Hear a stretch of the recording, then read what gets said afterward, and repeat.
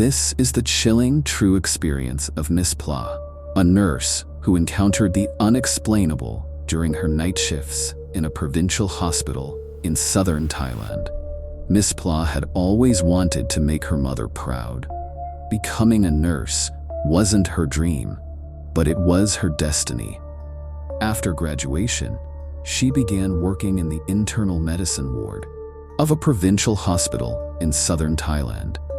It was a ward filled with suffering, the kind where patients stayed for months, some improving, many not. Among them was Mr. Sak, a man in his early 30s. He had lived fast, parties, alcohol, cigarettes, until his body began to fail. Doctors diagnosed him with a severe immunodeficiency, and his health quickly declined. Yet, despite his illness, Sak never lost his charm. He would grin at the nurses, cracking jokes even as he grew weaker. He called the nurses his angels, saying they were the only people who still treated him like a human being. He especially liked to tease Pla, jumping out from behind curtains and whispering "Peekaboo" while she worked. One morning, Pla was assigned to his care. The doctors informed her that Sak's condition was critical. His family had signed a "do not resuscitate" order. He was to pass peacefully, without tubes or machines. Pla sat by his bedside, speaking softly. "Rest now. You don't have to fight anymore."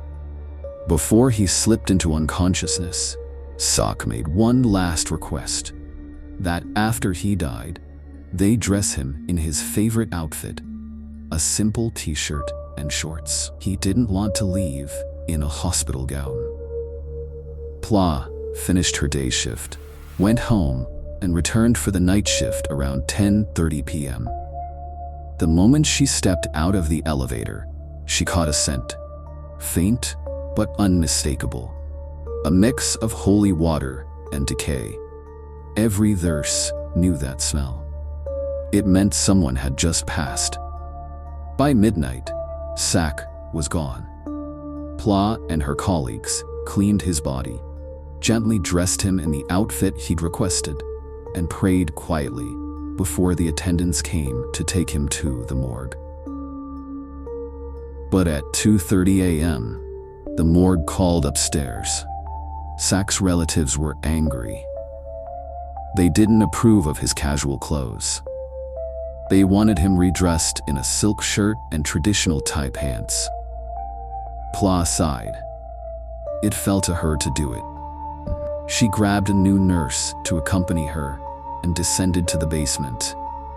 The corridor was dim, lit only by flickering fluorescent lights. The morgue was small, one cold metal room with a single bed in the center. The younger nurse whispered that she couldn't breathe. Pla turned and saw two dark figures standing close behind her colleague. She blinked and they were gone. Trying to stay calm, Pla spoke softly to the body on the table. "Sak, I'm just here to help. Your family wants you in this outfit, not me. Please, make it easy for us." A moment later, the stiff corpse relaxed. They finished dressing him without another problem. By dawn, the ward was quiet again, but at 5 a.m., a call came from the emergency room. A new patient was being admitted to Sak's old room. Pla hesitated, standing outside the door. Through the small window, she saw someone sitting on the bed, a man in a hospital gown. It was Sak. She froze. The chair beneath her knees nearly gave way. When a cleaner arrived, Pla begged her to open the door. Inside, the bed was empty. Hours later, the new patient, a 57-year-old woman, rang the call bell frantically. She said a dark-skinned man had grabbed her feet while she slept. She refused to stay another night. The next evening, Pla was on duty again. The same woman had checked herself out early that morning. The room was empty again. That night, a new scream echoed through the ward. A nurse shouted that someone had tapped her shoulder. When she turned, she saw Sack, smiling, dressed neatly in a crisp white shirt. He looked peaceful this time, like he was saying goodbye.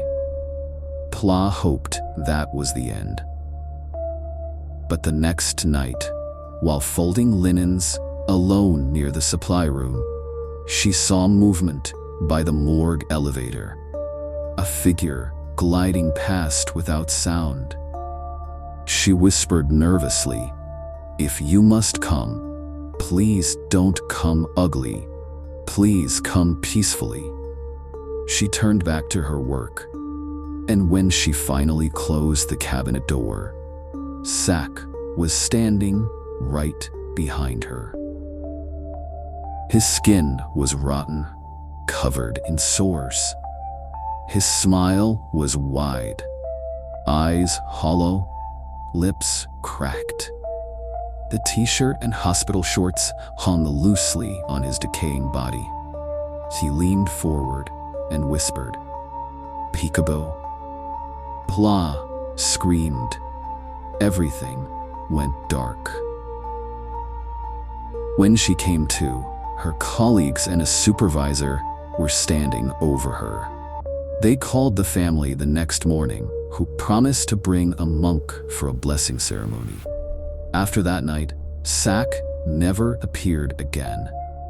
Maybe it was his final goodbye, or one last cruel joke from a man who never knew how to stop playing.